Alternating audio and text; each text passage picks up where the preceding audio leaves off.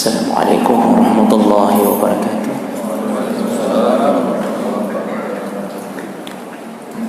Alhamdulillahi rabbil alamin, wa bihi nasta'in ala umuri dunya waddin.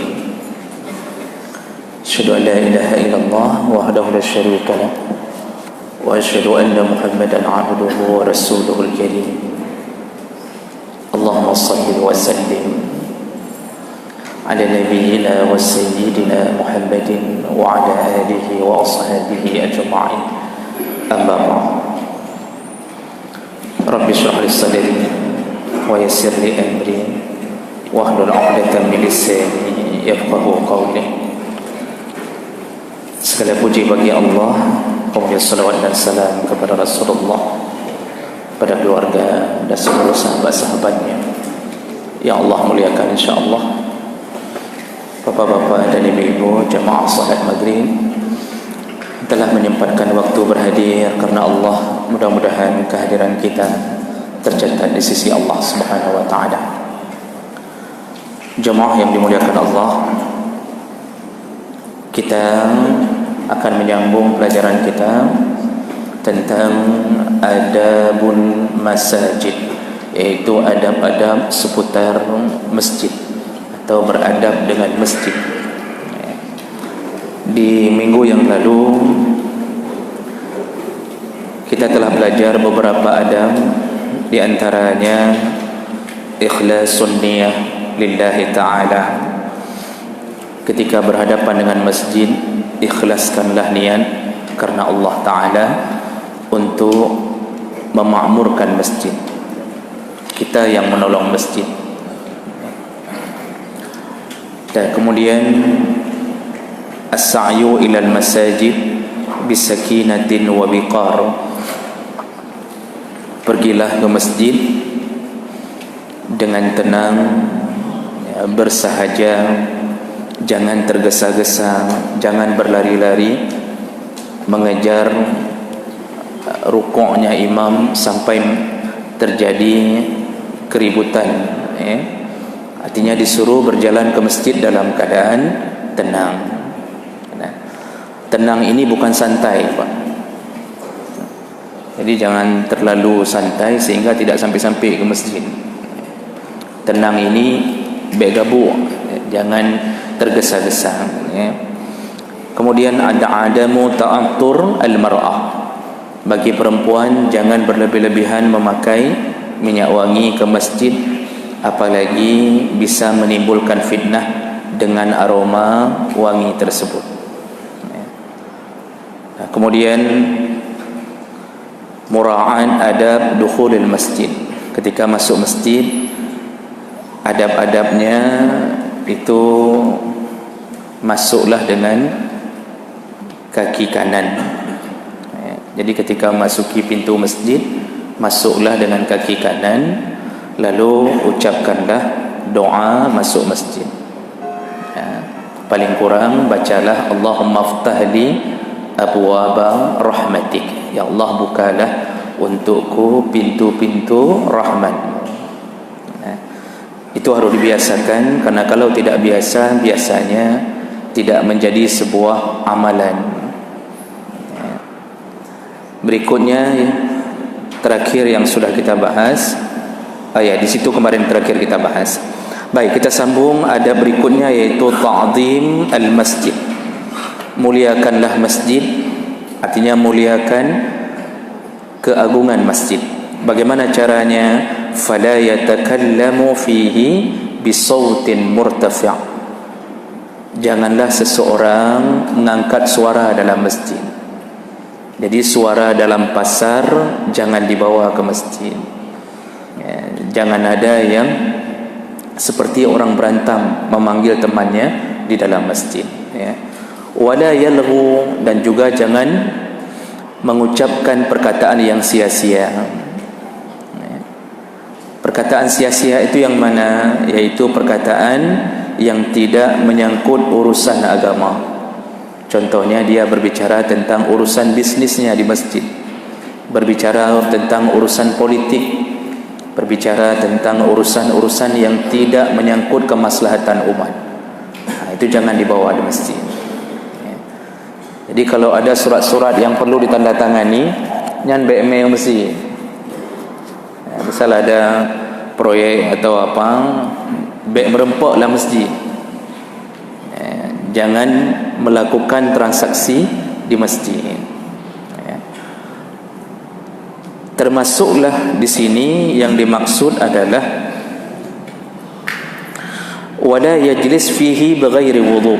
Janganlah seseorang duduk di dalam masjid tanpa wudu. Ini termasuk memuliakan masjid. Makanya salah satu yang kita bahas kemarin, ada yang ketinggalan tadi, kita resuma ulang. Ketika masuk masjid disuruh pertama sekali memuliakan masjid dengan cara melakukan salat tahiyatul masjid. Salat tahiyatul masjid ini baru disebut tahiyatul masjid kalau dia masuk lalu tidak duduk lebih dahulu. Kalau duduknya hanya untuk meletakkan barang, itu tidak dianggap duduk. Tapi kalau duduknya sudah duduk istirahat, maka tidak lagi mendapatkan fadilah dari tahiyat. Menyebutkan bahawa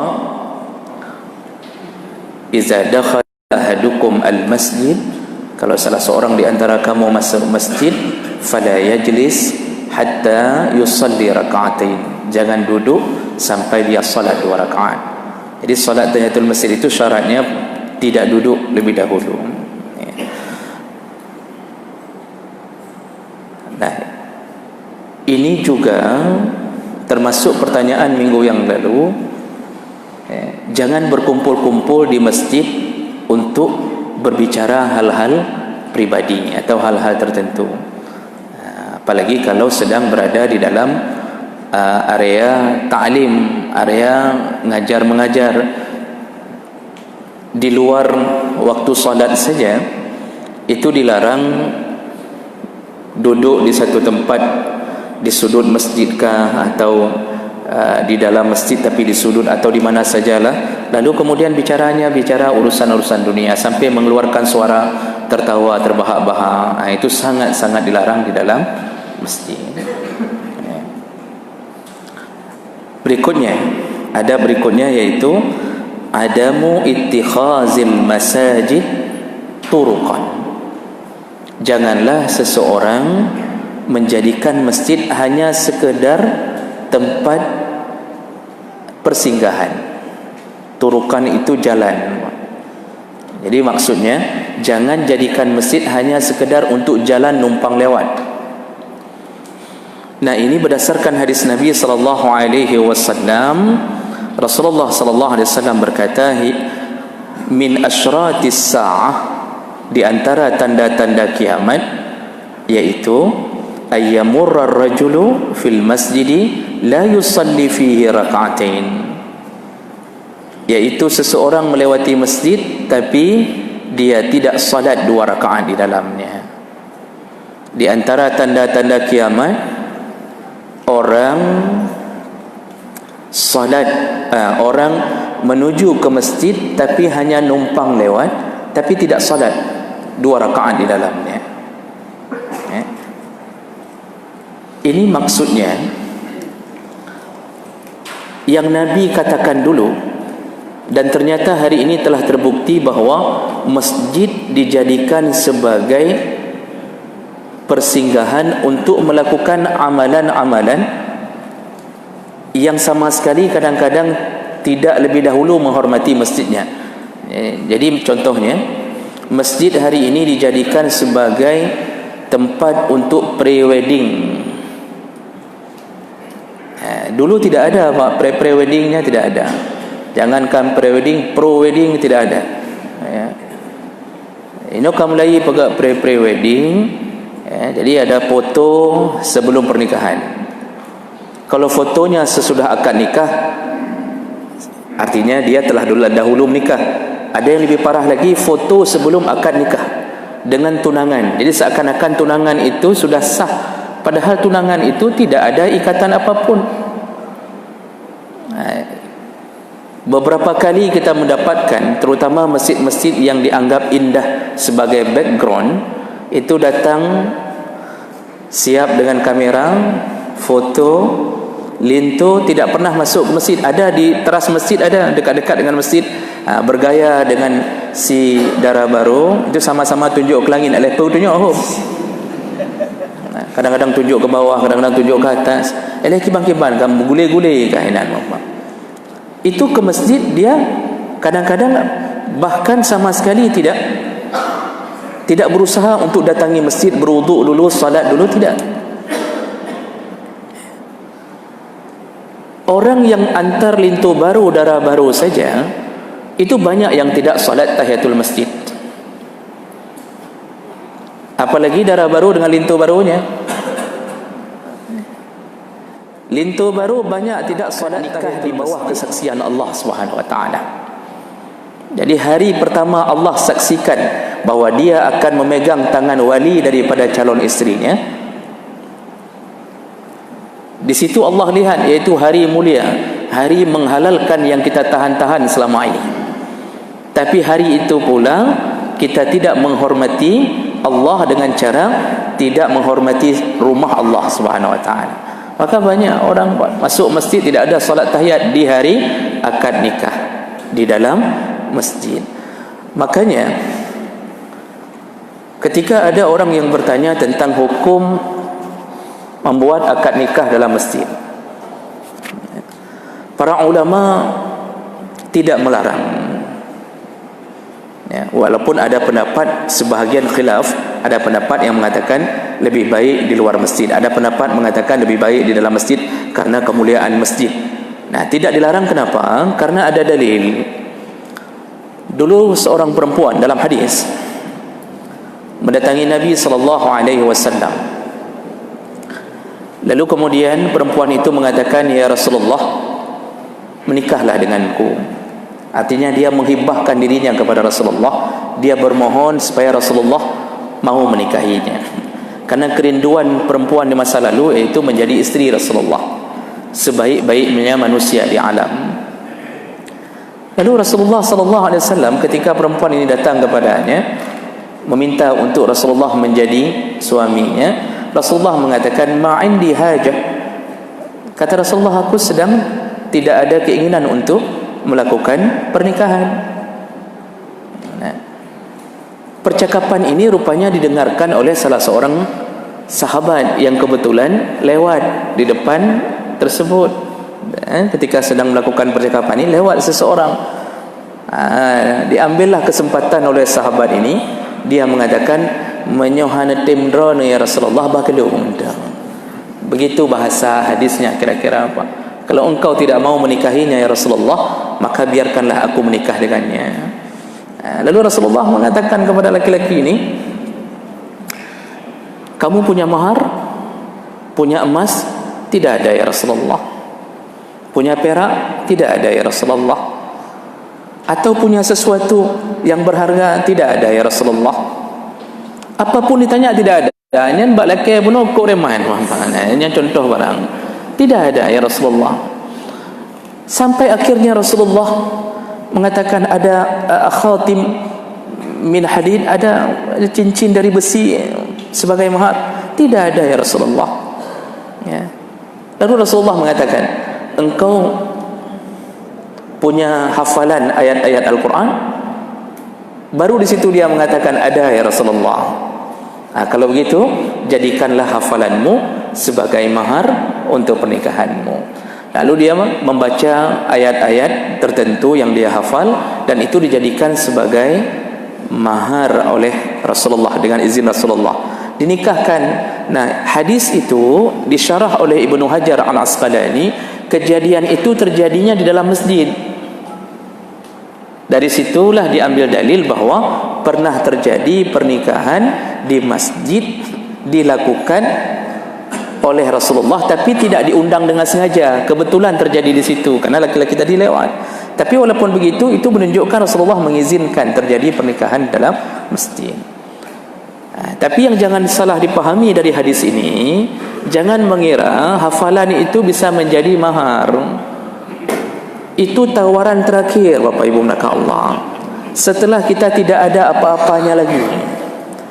Jadi jangan mengira bahawa asal sudah hafiz bisa hafal Quran lalu kemudian bisa jadikan langsung sebagai mahar. Tidak. Rasulullah tanya yang paling pertama tetap yang paling berharga untuk perempuan, yang paling berharga untuk perempuan. Tidak ada baru lanjut sampai akhirnya, karena tidak ada barulah hafalan. Oh, ada kita dengar misalnya anak siapa itu Agim menikahkan anaknya dengan hafalan Quran. Itu menikahkan anaknya dengan hafalan Quran itu simbolis. Di belakang Pak, itu maharnya entah berapa jelamenya, mahal sekali itu. Jadi sayangnya orang hari ini yang melakukan akad nikah di masjid rata-rata tidak menghormati masjid dengan tidak melakukan salat tahiyatul masjid. Itu kesalahan yang sering terjadi pertama. Yang kedua, perempuan-perempuan yang berhalangan haid rata-rata di hari itu menganggap dirinya sudah sah duduk di dalam masjid. Padahal dalam mazhab Syafi'i disepakati semuanya bahawa tidak dibolehkan bagi perempuan yang berhalangan atau haid al-maqsu fil masjid, untuk berdiam diri dalam masjid, illa abiri sabilin, kecuali hanya numpang lewat saja. Arti numpang lewat, kalau dia masuk ambil anak kunci keluar lagi tidak mengapa. Tapi kalau sudah melakukan al-maqsu, berdiam diri dalam masjid, ini sudah diharamkan bagi perempuan yang haid. Tapi hari pernikahan itu seakan-akan itu dianggap biasa. Alah apa tiga-tiga aku tamang pi pajan dom mah lung ke perlelonging si linto baru ngendara baru, kata dia. Saya kan perlu lihat juga sekali-sekali pun. Jadi mencoba menghalal-halalkan diri dalam urusan yang telah disepakati di dalam mazhab Syafi'i. Jadi jemaah melakukan Allah Subhanahu wa taala, ini kesalahan-kesalahan yang terjadi di saat dilakukan akad nikah di dalam masjid. Jadi kata Rasulullah, tanda-tanda akhir zaman masjid dijadikan sebagai tempat persinggahan. Ada orang tiba-tiba datang masuk masjid pakai becak, pakai motor, berhenti Pak di dalam masjid. Kita tanya, "Kau nak mau ke mana?" Apa jawabannya? Jawesi. Jadi ada orang yang sebelum belok masjid dia bilang kawannya, "Lu ngejak masjid dia apa? Keput batuknya." Dia ke masjid tuhi. Waktu berdiri di SPBU, ngapain berdiri di SPBU? Mau salat. Di SPBU salat, di masjid tuhi. Bagaimana kejadiannya itu? Jadi dianggap SPBU itu sebagai tempat salat karena ada musalla. Musalla di SPBU tidak disebut masjid. Kita sudah jelaskan bahwa di situ tidak ada jadual salat 5 waktu, tidak ada imam yang ditentukan, kemudian tanahnya pun tidak diwakafkan untuk masjid, hanya sekedar pembuatan sebagai tempat ibadah. Maka semulia-mulia tempat salat masjid. Makanya orang hari ini singgah di masjid hanya untuk buang hajat, tapi tidak sempat untuk melakukan 2 rakaat dalam masjid, kecuali dia habis tuhi lalu wuduk, salat dulu 2 rakaat, lalu dayung becak kembali atau pergi kembali, maka dia termasuk orang yang telah memuliakan masjid Allah Subhanahu wa taala. Makanya lihatlah waktu Nabi mengatakan tanda akhir zaman, orang hanya menjadikan masjid sebagai tempat persinggahan. Ini menunjukkan apa? Ternyata kita sudah melihat Nabi kita Rasulullah sallallahu alaihi wasallam adalah nabi yang benar. Apa yang beliau katakan semuanya terjadi pada hari ini. Sambungan hadisnya, wa alla yusallimu ar-rajul illa ala man ya'rif. Dan tanda kedua akhir zaman kata Rasulullah, sambungan hadis ini, seseorang hanya memberi salam kepada yang dia kenal saja. Seseorang hanya memberi salam kepada yang dia kenal saja. Jadi kalau kenal, Assalamualaikum. Kalau tidak kenal, ketika orang angkat salam malah dia seperti bingung. Dia tanya lagi, kenal di mana ya? Padahal Pak, salam itu atas nama agama. Tidak perlu kita kenal orangnya. Asal kita yakin ini mayoritas kita adalah Muslim, dimanapun Assalamualaikum, Assalamualaikum. Begitulah gaya Nabi, sahabat, tabi'in, para ulama-ulama dulu menyebarkan salam. Tidak peduli kenal tidak kenal. Hari ini kita hanya memberi salam kepada yang kenal saja. Itu menunjukkan kita akan segera mendekat kepada hari kiamat. Makanya harus dibiasakan kembali Assalamualaikum. Assalamualaikum. Baik kenal saudara atau tidak kenal, Assalamualaikum. Kemudian dalam hadis yang lain Rasulullah sallallahu alaihi wasallam menyebutkan, wa man iktirabus sa'ah wa min iktirabis sa'ah, di antara tanda-tanda dekatnya kiamat yaitu antattakhizal masajid turuqan, yaitu engkau menjadikan masjid sebagai tempat persinggahan. Itu sama tadi maksudnya. Nah, sambungan hadisnya wa ay yadhhara mautul faj'ah, juga mendekat kiamat akan terjadi kematian-kematian yang faj'ah, yaitu kematian mendadak.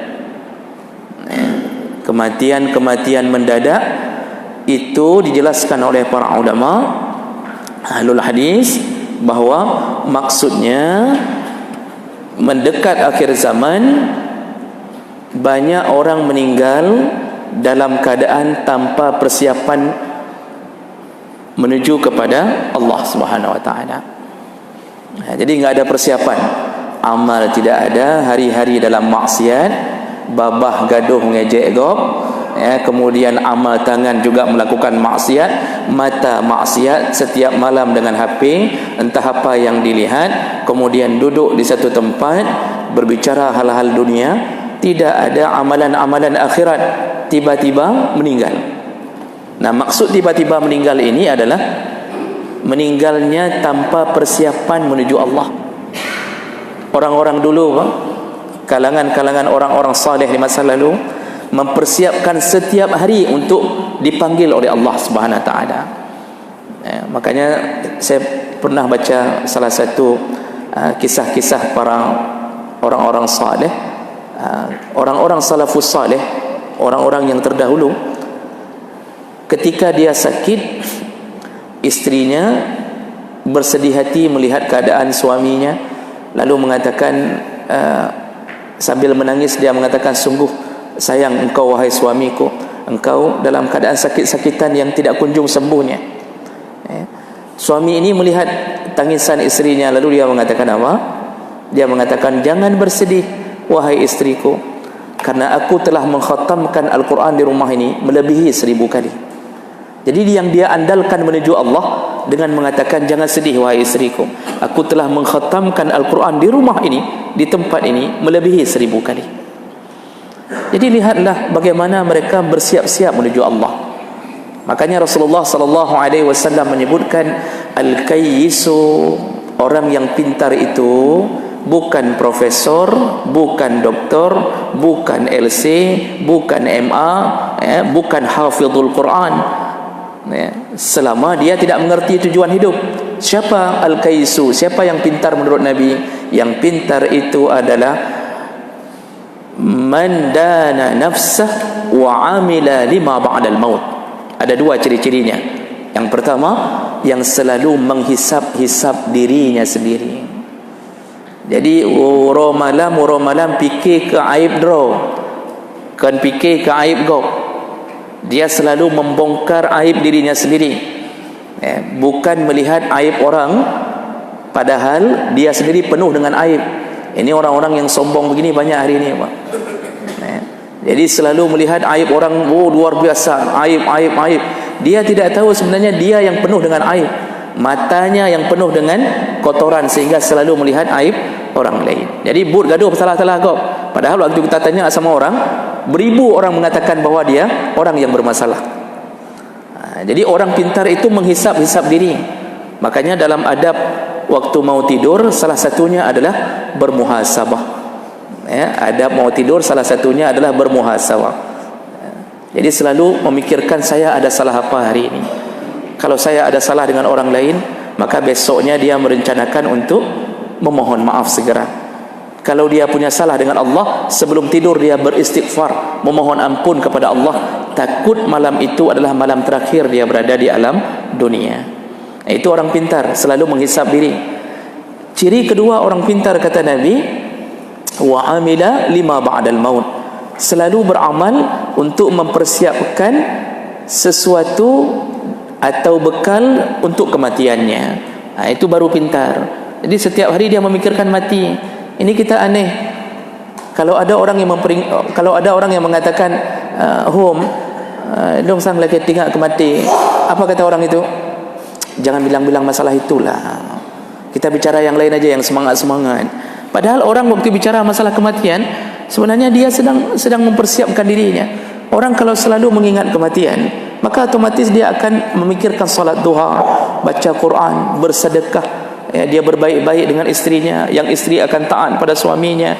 Nah, ini adalah orang-orang yang pintar. Jadi bukan ukuran dunia pintar itu, bukan ukuran label banyaknya gelar, bukan IPK 4,5 walaupun tidak ada 4,5, bukan nilai A semuanya, tapi mereka yang selalu mempunyai bekal untuk kapanpun dipanggil Allah. Oleh karena itu, hadis ini sekaligus mengingatkan kita, janganlah kita meninggal dalam keadaan mendadak, tidak punya persiapan kepada Allah. Meninggallah dalam keadaan setelah melakukan amalan-amalan seorang muslim, meninggal ketika baca Quran, meninggal setelah keluar dari masjid, setelah salat berjamaah, tiba-tiba kecelakaan, meninggal dalam keadaan tahajud, meninggal dalam keadaan sedang salat duha, sedang melakukan amalan-amalan yang baik, meninggallah setelah bersedekah. Begitulah seharusnya seorang muslim. Baik. Berikutnya, nanti kita buka sesi tanya jawab 10 menit. Adab berikutnya adalah ta'alluqul qalbi bil masajid. Hendaknya seseorang selalu hatinya bergantung dengan masjid, selalu hatinya berikat dengan masjid. Rasulullah sallallahu alaihi wasallam ketika menyebutkan tentang 7 golongan, sab'atun yudhilluhumullah yauma la dhilla illa dhilluh, ada 7 golongan orang kata Rasulullah, nanti waktu di padang mahsyar dia akan tetap mendapatkan perlindungan dari Allah, payung dari Allah di saat orang lain dalam kepanasan. Karena padang mahsyar itu Pak, dalam hadis disebutkan bahawa Allah akan menurunkan matahari. Allah akan turunkan matahari. Berapa jarak matahari diturunkan? Kata Rasulullah, kami qadari milin, seperti ukuran mil. Perawi hadis selalu mengatakan, wa ana la adri, aku tidak tahu dengan pasti apa maksud Rasulullah dengan mil. Karena mil dalam bahasa Arab ada 2 makna. Milun dalam bahasa Arab ada 2 makna. Perawi hadis ini mengatakan, aku belum tahu pasti yang dimaksud oleh Rasulullah mana mil yang dimaksud. Milun pertama itu bermakna pencolek celak. Celak Arab itu kan ada tempat taruh celak yang besi panjang dari bawah kira-kira 1 jengkal, itu ada tempat pencoleknya ke dalam sana untuk dicolek pakai besi itu. Itu milun bahasa Arabnya. Mil yang kedua kata perawi hadis, masafatul ard, yaitu jarak yang ada satuan di bumi. Nah, 1 mil itu berapa kilometer Pak? 1500. Udang tersepat jalan 1500 Pak. Pihak yang Mbak Dinas Perhubungan dia begini. 1500 kilometer 1 mil. Nah, kalau seandainya yang Rasulullah maksud adalah 1 mil jarak satuan di bumi, 1500 kilometer, maka hari ini satuan astronomi antara matahari dengan bumi, ahli astronomi mengatakan jaraknya adalah 150 juta kilometer. 150 juta kilometer. Bagaimana kalau Allah turunkan dengan makna mil yang kedua, yaitu menjadi 1500 kilometer. Yang 150 juta kilometer hari ini, Masya Allah Pak, lihat bagaimana teriknya matahari, genta orang, sampai orang tidak berani berjalan di bawah terik matahari. Yang naik mobil harus turunkan kaca depan Pak, penanjinya ada waktu hulai yang Pak, tirai. Sampai begitu, Masya Allah. Motor ditaruh di bawah pohon, padahal motor tidak masuk neraka. Motor tidak akan berada di padang mahsyar, tapi Honda, Suzuki, Yamaha, apalagi NMAX, itu di bawah pohon semuanya, Pak. Untuk apa? Menyelamatkan dia dari panasnya matahari.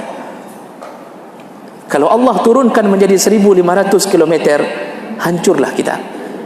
Makanya Rasulullah mengatakan, 1 mil diturunkan matahari. Kalau makna yang kedua sejengkal ini, seukuran pencolek celak, hanya sejengkal di atas kepala matahari. Kalau itu yang Rasulullah ingin katakan, nya kabeh depan demi demandumnya hanali Pak Ayan. Sekarang di beberapa daerah di Arab, Pak, kalau lagi teriknya matahari seperti di Kuwait, Uni Emirat Arab, itu kalau lagi terik sekali, itu sandal kita berdiri sebentar enggak kita angkat, lengket, Pak. Karet sandal lengket dengan aspal, hanya tertarik ini langsung lemia, Pak. Langsung lemia, langsung lembek maksudnya. Masya Allah, bagaimana manusia berani melawan Allah yang hari ini Allah cuma beri terik matahari, dia tidak sanggup melawannya.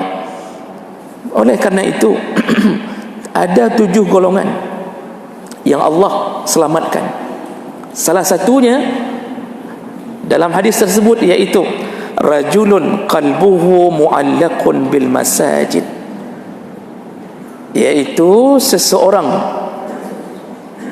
yang hatinya selalu bergantungan dengan masjid, selalu berikatan dengan masjid, rindu ke masjid. Asal datang waktu salat, suara azan berbunyi, bahkan sebelum suara azan hatinya lengket dengan masjid. Sang-sang menyuhana gejak masjid, hana menghati ke hidupnya dalam masjid. Jadi bukan bermakna berlengketan dalam masjid, bergantungan selalu di masjid, tidak. Karena malah dilarang selalu di masjid, karena perlu cari nafkah, Pak. Mencari nafkah wajib. Jadi maksud di sini adalah dia tetap salat berjamaah walaupun di bawah terik matahari, datangnya hujan yang kira-kira masih dia bisa pergi, dia pergi ke masjid. Hidupnya selalu merasa senang di masjid, mendengarkan kajian dari maghrib ke isya. Sang-sang menyona kajian lam mali isya, geduk lam dalam masjid, Pak. Sang-sang menyona habis subuh, geduk lam. Yang lagi-laginya biasanya seminggu dah diminta cerai sama isteri.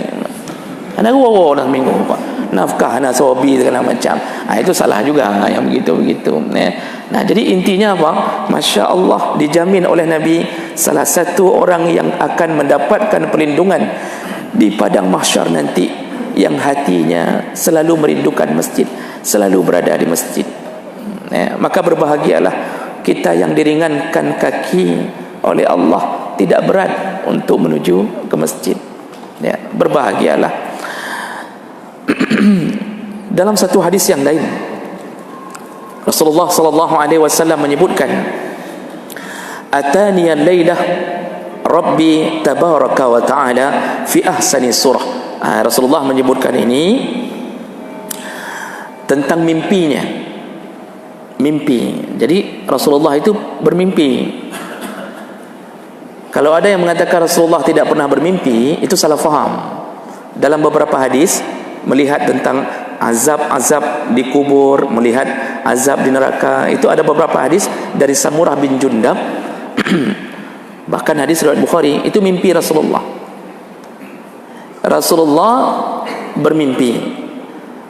Kami di Dayah dulu itu ada nadam syair yang berbunyi lam yahtalim qattu taha mutlaqan abada. Itu diartikan dalam bahasa Acehnya, Rasulullah hantom gemelumpo. Rasulullah tidak pernah bermimpi. Nah, sehingga orang memahami Rasulullah tidak pernah bermimpi. Ini perlu mengetahui dulu dunia bahasa Arab. Kalau kalimat mimpi itu haluma yahlumu, bermimpi.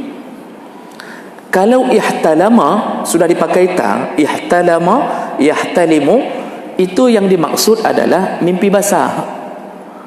Jadi syair itu lam yahtalim, Rasulullah tidak pernah mimpi basah. Karena mimpi basah aib bagi Rasulullah. Getanya orang yang tiap-tiap malam mimpi basah. Rasulullah tidak pernah mimpi basah. Cuma ketika mau diartikan, rasanya kurang sopan kalau mengartikan Rasulullah hantong melempau basah ke hana mangan. Jadi enggak disebutkan lagi, tapi menimbulkan kadang-kadang kesalahfahaman orang. Rasulullah mimpi. Nah, kali ini Rasulullah ketika bermimpi mengatakan, apa katanya? Atani al-lailah, pada suatu malam Tuhanku tabaraka wa taala menjumpaiku fi ahsani surah, dalam bentuk yang terindah. Kata Rasulullah. Faqala, lalu Allah berkata, ya Muhammad, wahai Muhammad, hal tadri fima yakhtasimul mala'ul a'la? Tahukah engkau Muhammad apa yang sedang diperdebatkan oleh para malaikat? Ya.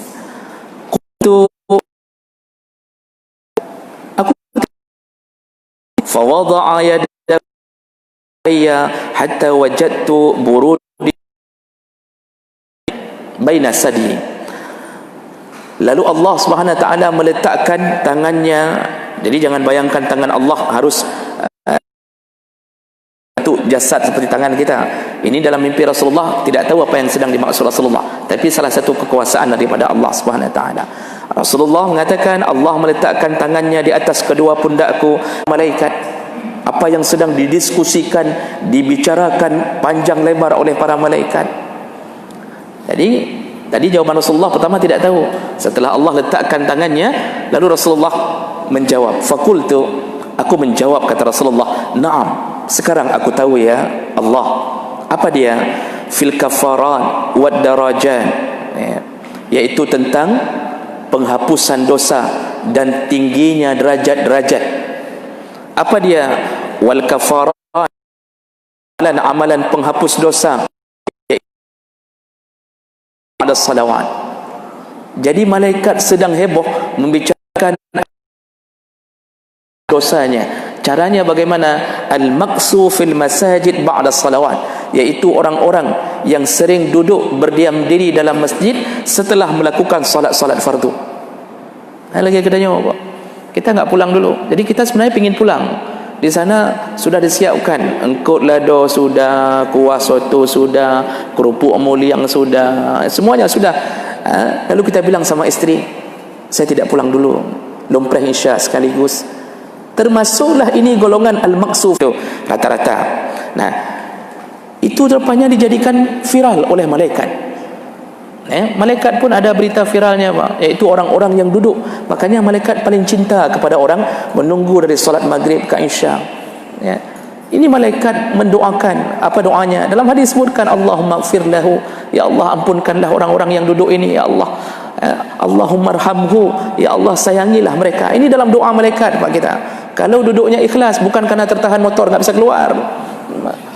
Ikhlas duduk karena Allah, bukan karena hajat kudu biling. Ada orang rencana dari tadi udah keluar, kamu turun baju motor keluar. Itu berarti tidak. Nah, kemudian Rasulullah menyambung, wal masyu 'alal aqdam ilal jama'at, dan orang yang paling sering diampunkan dosanya yang kedua adalah orang-orang yang berjalan dengan tapak-tapak kaki mereka menuju salat-salat jamaah. Dan yang ketiga, wa isbaghul wudu' fil makarih.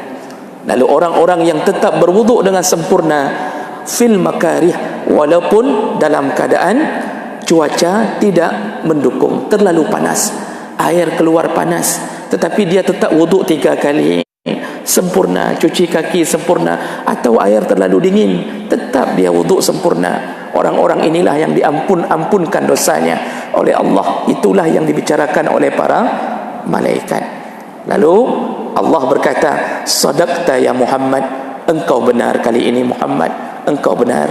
Kata Allah, wa man fa'ala, barang siapa yang melakukan amalan tadi, asya khair, dia akan hidup dalam kebaikan Allah, wa mata bi khair, dia akan mati dalam kebaikan Allah, wa kana min khati'atihi ka yaumin, dan dia seperti baru lahir dari rahim seorang ibu. Maka apa?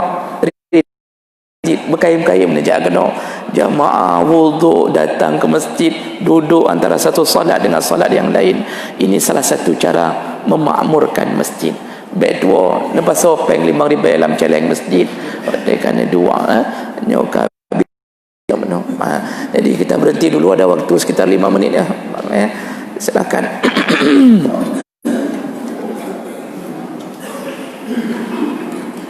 Assalamualaikum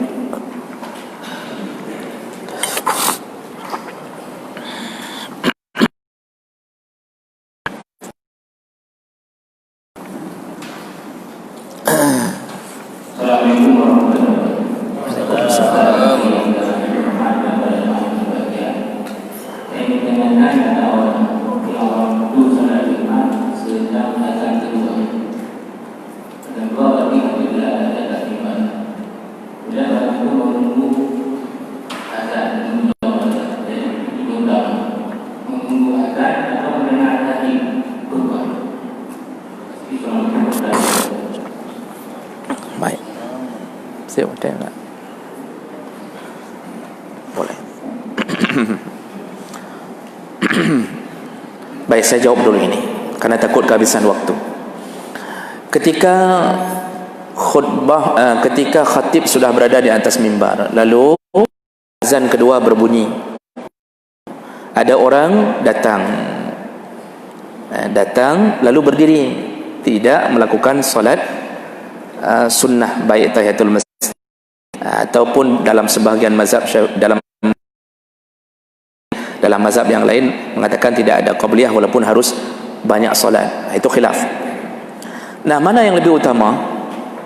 Langsung solat atau jawab azan? Langsung solat sunnah atau menunggu sampai azan selesai? Kalau kita menunggu sampai azan selesai, berarti ketika kita solat sudah mulai bicara. Kalau kita tidak tunggu, berarti kita langsung solat, habis azan kita selesai 2 rakaat, otomatis bisa mendengarkan khatib. Nah, Bapak Ibu yang dimuliakan Allah, semua solat, semua azan itu sunnah kan? Semua azan sunnah untuk didengarkan dan dijawab. Didengarkan dan dijawab.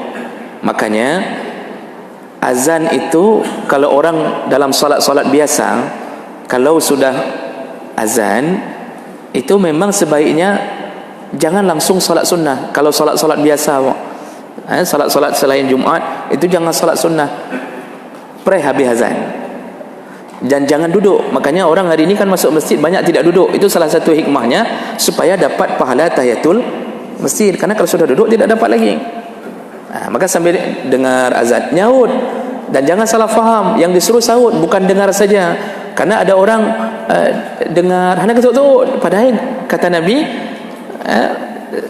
katakanlah kama yaqulul muazzin, qulu kama yaqul, seperti apa yang disebutkan oleh muazzin.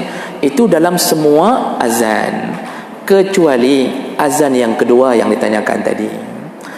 Waktu azan kedua khatib telah berada di atas mimbar, itu yang disuruh adalah lebih utama bisa mendengarkan khutbah. Nah, disitulah seseorang itu lebih utama untuk langsung salat. Jadi tidak perlu menunggu sampai selesainya azan. Hanya di situ tempatnya. Selain daripadanya, itu semuanya disuruh dengarkan azan. Dan ini berdasarkan hadis Nabi sallallahu alaihi wasallam. Jadi lebih utama mendengarkan khutbah, karena mendengarkan khutbah adalah wajib. Mendengarkan khutbah wajib, Pak. Dalam khutbah Jumaat. Bisa tidak sah Jumaat apabila seseorang lalai, melakukan kelalaian, termasuk pegang HP atau kemudian bermain-main dengan sajadah, ujung tarik-tarik tali sajadah, semenjak sajadah di tangan dia tali ikunya, Pak. Tahan ali yang tidak enak di Jumaat, tidak enak. Itu bermain-main selama itu tidak dibolehkan. Tidak dibolehkan. Jadi lebih utama mendengarkan khutbah daripada menunggu azan selesai. Hanya di tempat itu saja. Baik, kira-kira begitu. InsyaAllah kita masih sambung mungkin sekali atau 2 kali lagi tentang seputar adab dengan masjid di pertemuan-pertemuan. Subhanallah, asyhadu an la ilaha illa anta, astaghfiruka wa atubu ilaik. Wassalamu alaikum warahmatullahi wabarakatuh.